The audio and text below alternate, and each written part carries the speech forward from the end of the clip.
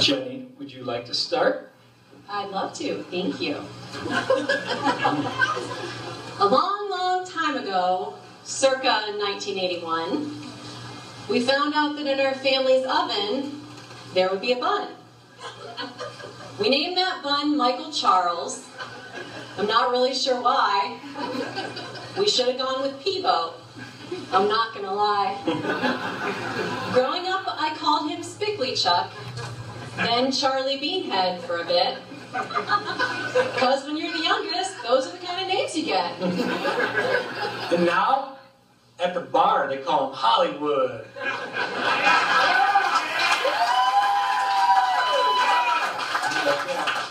Or some say Magic Mike. Others just call him Handsome. And then they say we look alike. That's a good one. But Mikey is compassionate. He has a big heart like no other. And he isn't quite as arrogant as my other brother. Mikey would do anything for anyone. He'd give the shirt right off his back. Yeah, but probably because he just worked out and wants you to see his abs. But Mikey's always been amazing. He was cool at every age. And he never even went through that super awkward stage. And growing up, he was pretty tough. He never really acted weak. Although that closet door throw sure bruised his little butt cheek. So sometimes he cried. And then it wouldn't be long before I was in trouble because he always yelled, "Mom!" Then my mom would run in and she'd say, "What did you do, Andrew Ryan?" And I'd say, "It's really not that bad. Pretty soon he should stop crying." You're mean. No. You're the one who used to make him run laps in the backyard. All right, that's true. As kids, Mikey and I used to fight over cereal. You know, the boxes and the prizes. Looking back, it's no wonder we bought his clothes, where they sold boys husky sizes. Then we shared a room for a while. I guess that might not seem too weird. Except, I was already an adult, and Mikey already had a beard. That's a true story. Road trips with our family left a sense of impending doom. We would be less than 5 minutes in, and the car would start smelling like a gas station restroom. Mikey's fault. That's true. Mikey is outgoing, friendly, and funny, and sometimes he acts silly. But nobody was laughing the day he pinched his willy. Whoa! Holy smokes. Don't you remember? He pinched it between a dishwasher and a chair. Well, they say a pinch to grow an inch, but I don't think that's fair. It's not. But I suppose it probably could have been worse. At least he didn't need stitches. And now I guess we all know why. Mikey hates to do the dishes. But nothing can slow Mikey down. His confidence is unshakable. And one time he even told me that he thinks that he's unbreakable. No, I swear, he said that once. He was drinking at the time, but he said it.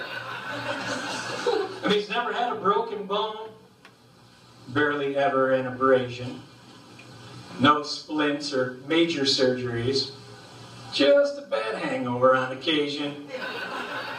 Not so unbreakable the next day.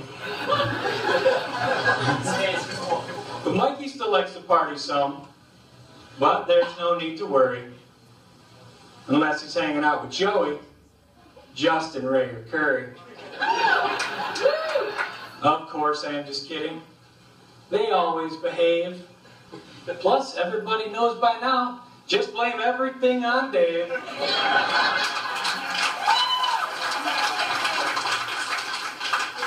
But Mikey is one of a kind. And he's always had a lot of friends. But something was still missing. And that's where the story truly begins. 5 years ago, he met a girl in a neighborhood bar we all know well. I can imagine he hit on her a bit. Luckily, she never told him to go to hell. I'm sure he told her that she's beautiful, charismatic, charming, and witty. I'm guessing he complimented her hair, her figure, and her smile. They sat at that bar a while, not wanting to say goodbye. She probably figured it was time to go when Mikey got his Roy Rogers eyes.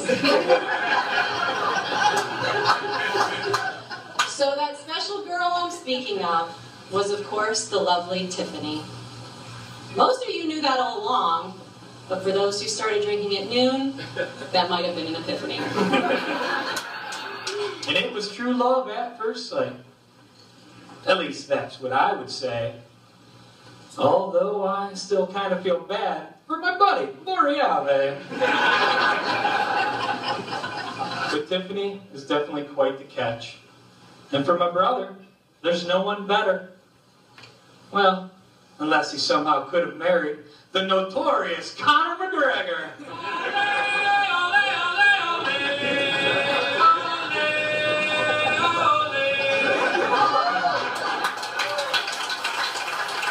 I see my buddy Nate agrees with me. But Mikey and Tiffany are the perfect couple. And that's no big surprise. And it's hard to tell who's happier when they're sitting side by side. And Tiffany, I think you're wonderful. And I know your love will last forever. And if Mikey ever gets out of line, just crack his ankles together. Actually need that. Now, I'm sure they've had some arguments, you know, tomato and tomato, but both have a deep affinity for their sweet baby Kato. Mikey and Tiffany share a love of shopping and patio drinking while wearing tight-fitting clothes. And hey, if you've got the beer bong, then they've surely got the hose. We welcome Tiffany with open arms into our family that's full of laughter, love, and life. And I know I speak for all of us when I say one of our greatest joys has been watching the two of you become man and wife. So raise your glasses, because here's a toast to everyone in this room.